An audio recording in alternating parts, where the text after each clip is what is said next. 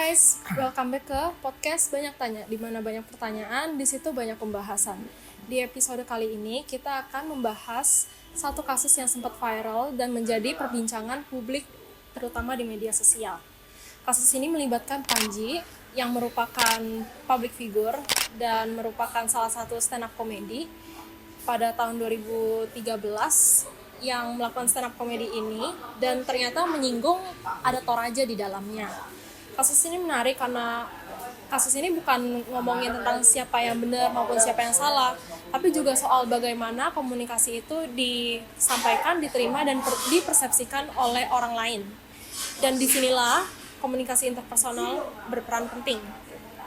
Hari ini kita akan membedah kasus ini menggunakan perspektif komunikasi interpersonal, terutama pada aksioma komunikasi, persepsi dalam komunikasi, dan komunikasi verbal dan non-verbal.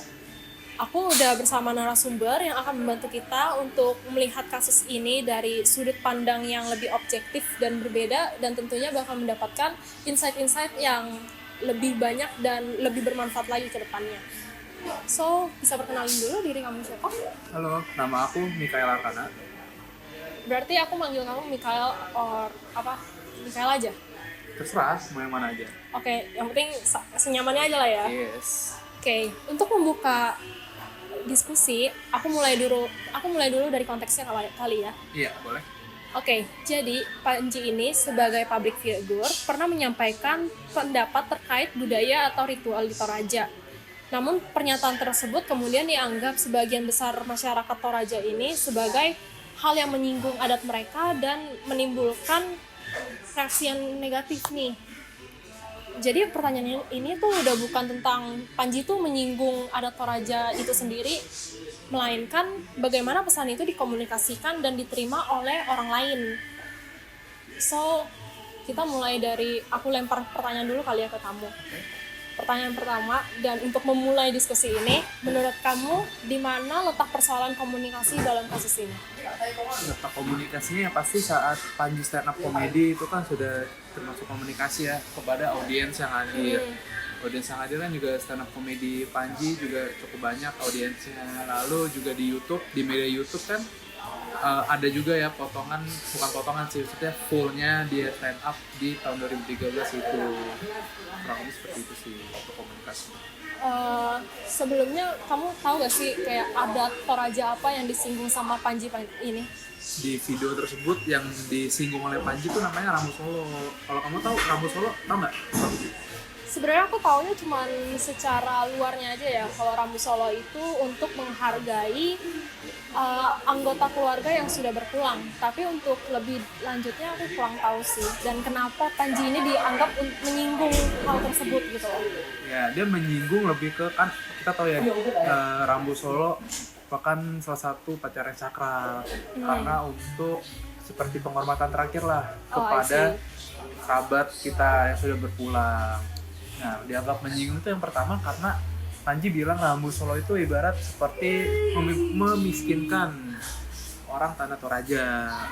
Situ yang pertama. Yang kedua, Panji juga ada sebutin nih kalau misal keluarga nggak punya uang untuk melakukan upacara Rambu Solo, itu jenazahnya bisa ditaruh di ruang keluarga, bisa nonton TV or something lah. Jadi kalau misalnya ada tamu yang hadir, mereka kayak bingung, loh kok ada jenazah di sini. Jadi di situ sih letak. Oh, I see. Jadi kalau yang aku tangkap ya, Rambu Solo ini berarti upacara yang dilakukan setelah anggota keluarga berpulang, tapi itu dilakukan setelah mereka memiliki uangnya untuk melakukan upacara, karena setahu aku upacara ini bukan nominal yang murah gitu loh.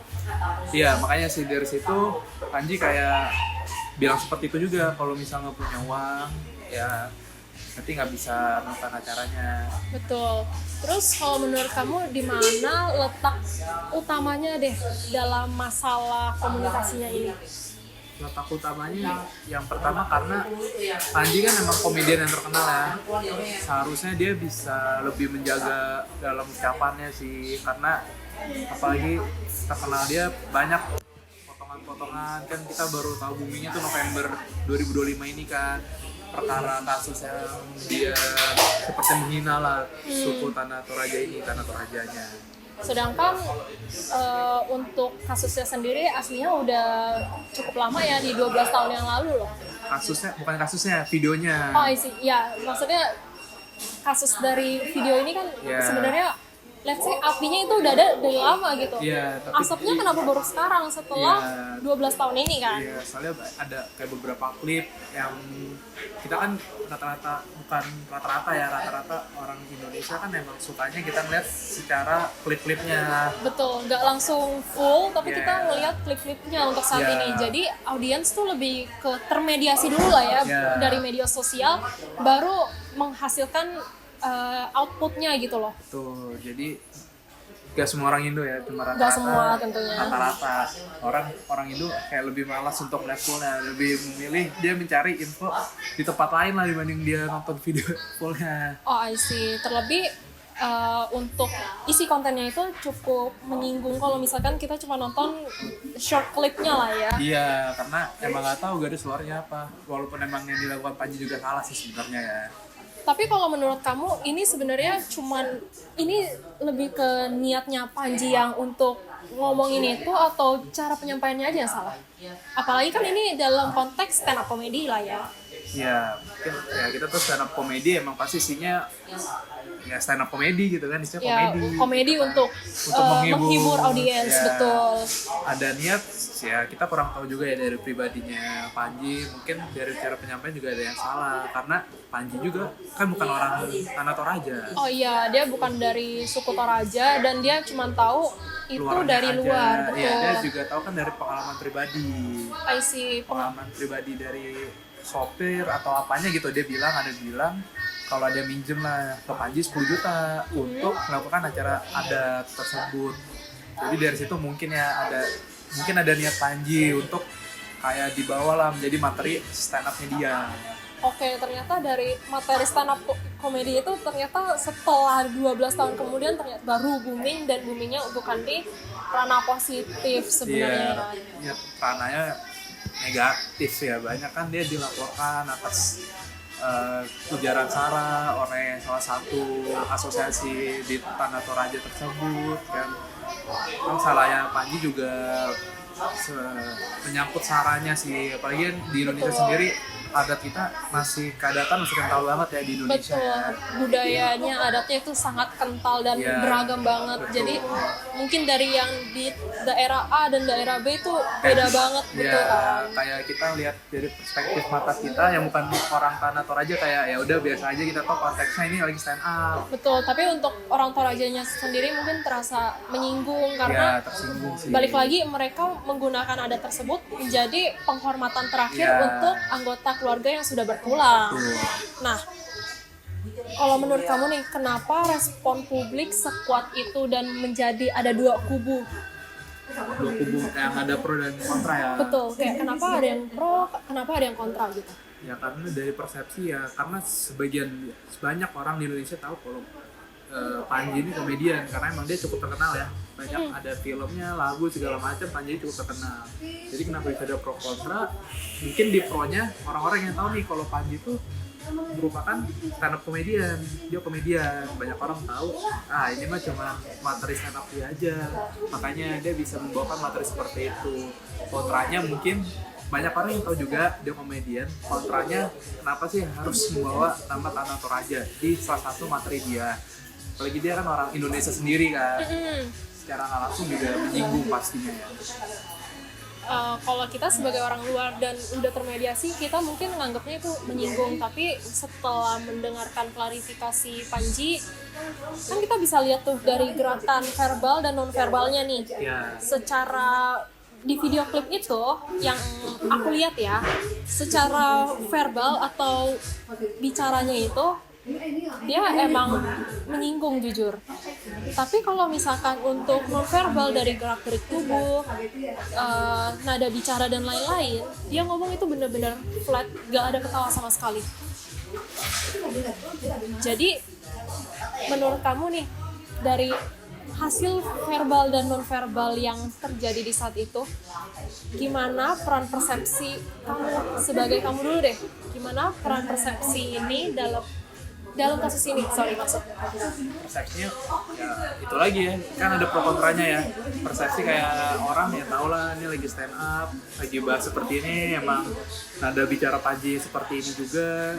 Ya walaupun ada bicaranya sebenarnya biasa aja dan flat, bahkan itu terhitungnya flat loh. Tapi emang dalam konteks ini kan stand up komedi ya. Betul, yang harusnya kita menertawakan sesuatu malah membawa-bawa adat tersebut ya sih. Mungkin ada emang dia lagi stand up aja sih. Tapi kan audiensnya juga banyak ya yang nonton dia ya, nggak secara langsung dan maupun dari kanal YouTube-nya Panji tersebut. Terus menurut kamu nih, kan tadi aku udah bilang kan kalau misalkan di segmen kali ini kita bakal banyak membahas tentang komunikasi interpersonal. Salah satunya tuh tentang aksioma. Kamu tahu gak sih salah satu poin aksioma di dalam konteks atau kasus yang kita bahas hari ini? Satu konteks aksioma ya? Betul. Menurut aku kalau nggak salah ada aksioma komunikasi ini berhubungan ya, kalau nggak salah ya, atau dimensi hubungan ya. Jadi ada dua yang menurut aku cukup berhubungan di sini. Ada yang dua, pertama itu yang tentang hubungan itu. Yes. Yang satu tentang isi. Jadi dimensi isi dan dimensi hubungan. Oke. Jadi kalau dimensi isi itu tentang bagaimana cara kita menyampaikan pesan terhadap orang lain.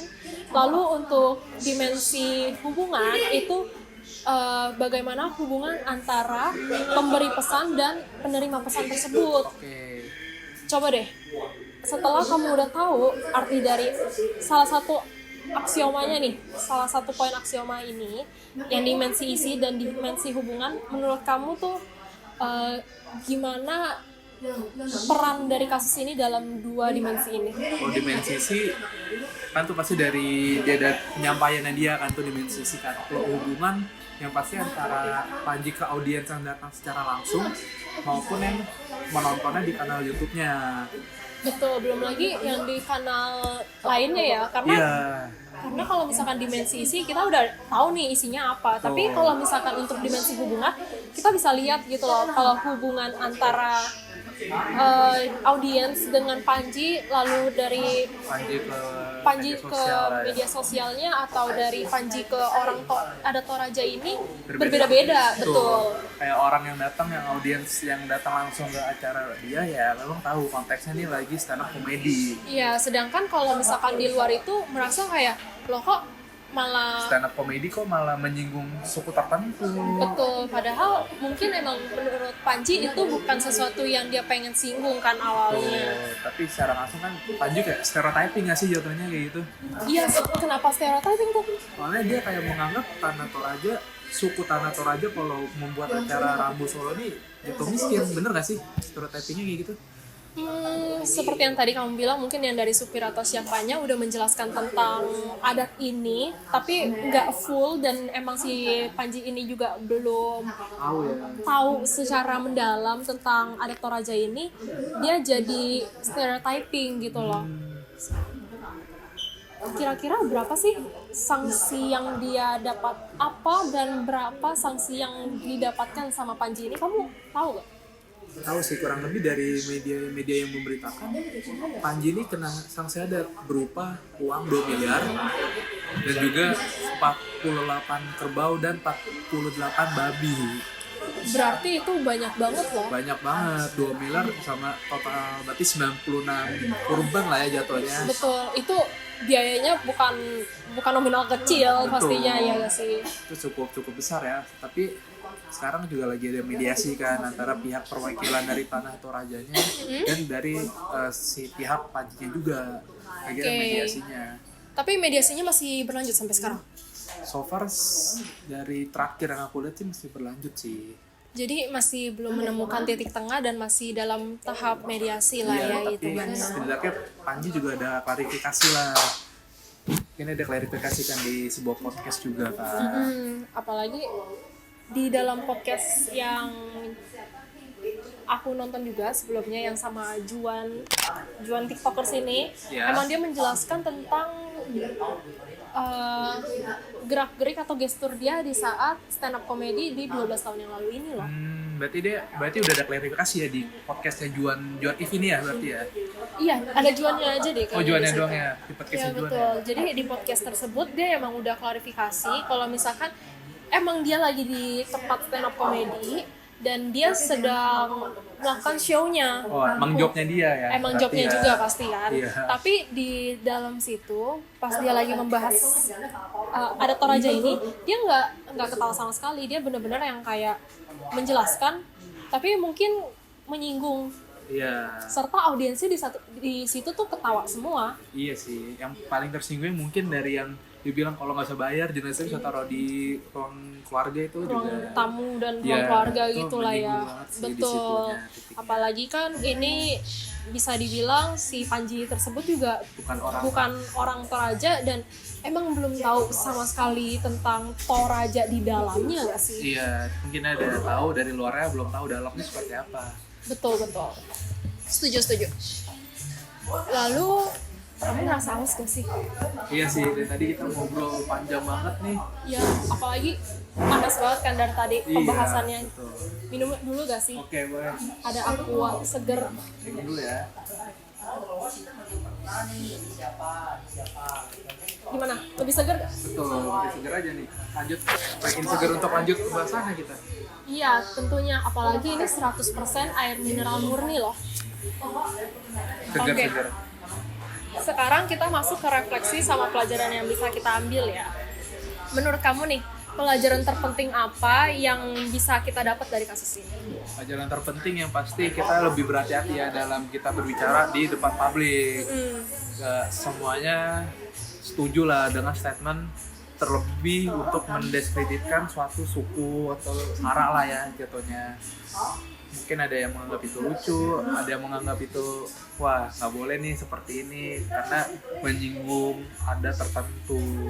Betul, berarti di pelajaran terpentingnya kita harus menjaga pembicaraan, lalu kita juga sebaiknya mengetahui apa isi yang kita mau sampaikan ke audiens atau ke orang lain. So, kita harus paham konteksnya itu apa.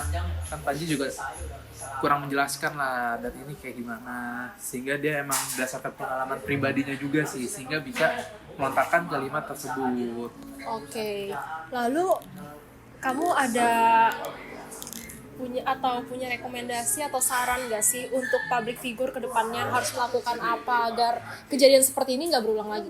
Mungkin saran lebih kita harus tahu ya konteksnya itu apa, kita mau ngomongin apa, kita harus tahu juga kalau kita bisa membawa suatu pembahasan kita harus tahu dulu nih isinya apa, jangan langsung kita ucapkan saja itu sih supaya nggak menimbulkan banyak persepsi publik atau stereotyping terhadap suatu suku, ras, agama tertentu karena di Indonesia sendiri sara sangat kental ya, sangat sensitif lah bukan kental.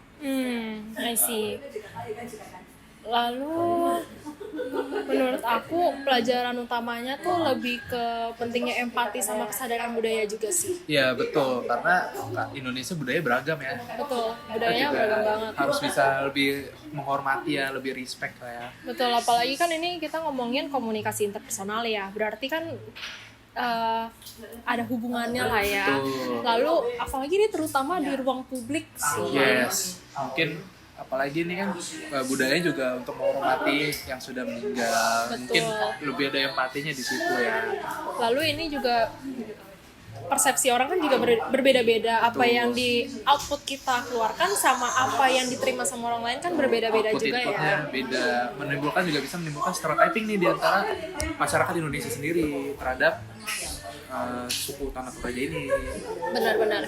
Jadi berarti kalau misalkan dari figur publik itu mereka harus tahu atau menyadari ya bahwa pesan yang mereka sampaikan itu nggak berdiri sendiri, bukan buat diri sendiri juga, tapi untuk orang lain juga ke depannya. Lalu dari kasus ini ada tambahan lagi nggak dari kamu? Buat kasus ini nggak ada tambahan sih, apalagi Panji juga sudah klarifikasi juga, itu sudah suatu saat yang bagus ya, suatu langkah yang bagus ya. Iya. Klarifikasi gitu kan. Sekarang juga lagi mediasi. Betul, dia nggak yang benar-benar melepaskan lah ya jatuhnya. Nggak yang kayak bodo amatan sih. Betul, dia bertanggung jawab sih karena dia berani untuk minta maaf juga. Apalagi itu udah bukan kasus kemarin tapi udah bertahun-tahun lalu. Udah bertahun lalu. Lalu di up lagi. Baru dan blow up lagi. iya betul, dan dia harus say sorry aja, itu appreciate banget sih. Oke, kita closing kali ya. Oke, boleh.